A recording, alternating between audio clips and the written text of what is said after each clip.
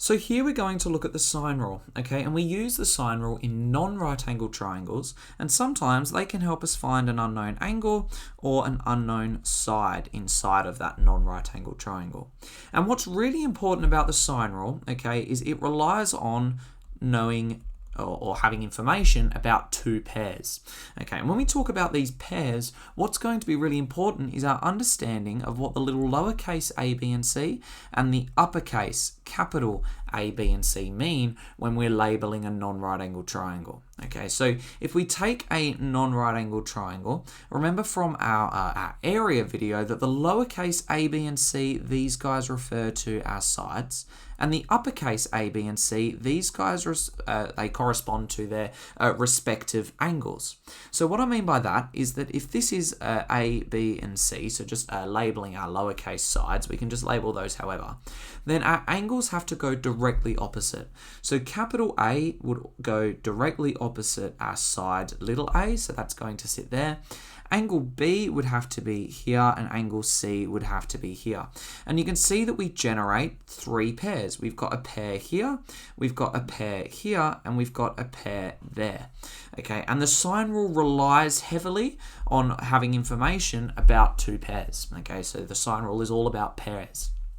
Now, what the sine rule says is it says that if I take the sine of an angle A and I divide that by its respective side, okay, so it has to be the side opposite to it, well, then that ratio is the same as if I did the same thing with the B's, which is the same as if I did the same thing with the C's. So all of the angles side ratios are all going to be the same. Okay, and specifically, I want you to keep this in mind for when we tackle a couple of problems later.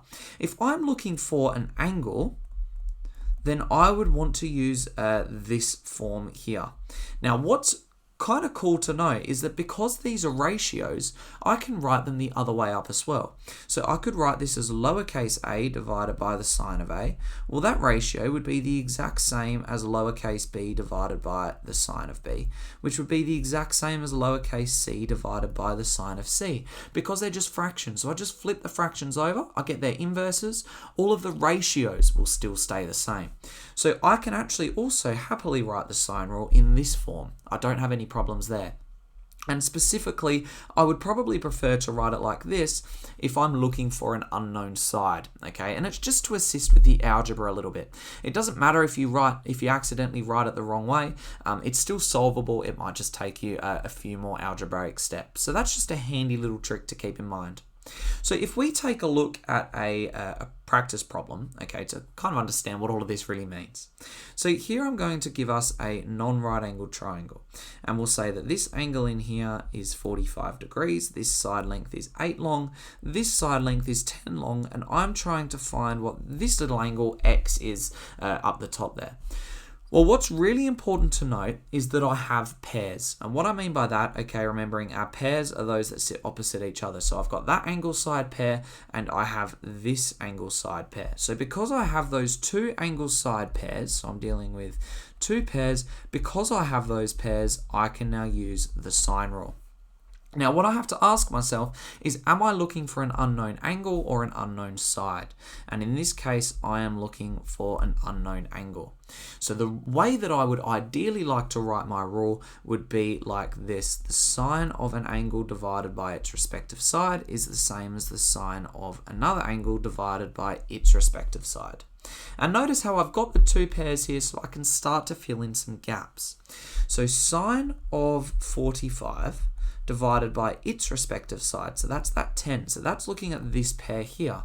And then I have to build my other pair over the right hand side, so sine of, well, my other angle is my x, and its respective side length is 8.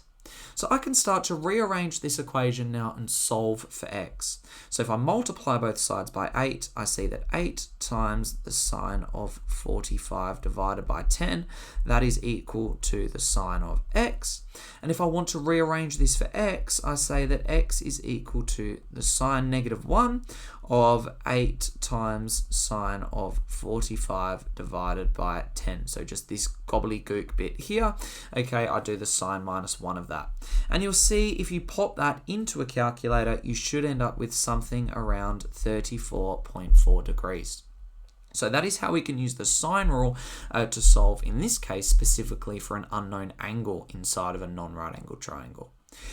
If we take a look at another example now, so we might be dealing with, we'll do another non-right angled triangle. We'll say that this here is maybe 80 degrees and this here is maybe 40 degrees, and I know that this is 12 units long and I'm trying to find what this side length x is. Well, the first thing I have to ask myself before I'm going to use the sine rule is, do I have the pairs? Because we know that the sine rule relies heavily on the pairs. So yes, I've got a pair here, and yes, I've got a pair here. So I have my two pairs, which is good. Okay, that means that I can use the sine rule. Okay, so we can be happy that we get to use the sine rule, which is good. Now, because I'm looking for an unknown side, remember I said sort of at the beginning of the video that would perhaps rather write that this way around, okay? And it's just to help with our algebra and the rearranging that we need to do. So I'd probably rather write my sine rule the other way now. So looking at my pairs, well, let's start off with this pair here. So a side length of 12 divided by the sine of an angle of 80 degrees. So that's my first pair. And my second pair would be this one here. So I've got my x divided by the sine of 40 degrees in this case. Now I've just got to rearrange this equation for x now. So if I multiply both sides by the sine of 40 degrees, so I get 12 times the sine of 40 degrees divided by the sine of 80 degrees, I see that that would be equal to x. And if you put this guy into a calculator, you would see that x is equal to about 7.83. Okay, so we can see that this little x here would be 7.83 long. So that's a couple of examples. One, how we can use the sine rule to find an unknown angle, and this one where we're using the sine rule to find an unknown side. And it relies heavily on the fact that we need to be dealing with pairs, okay?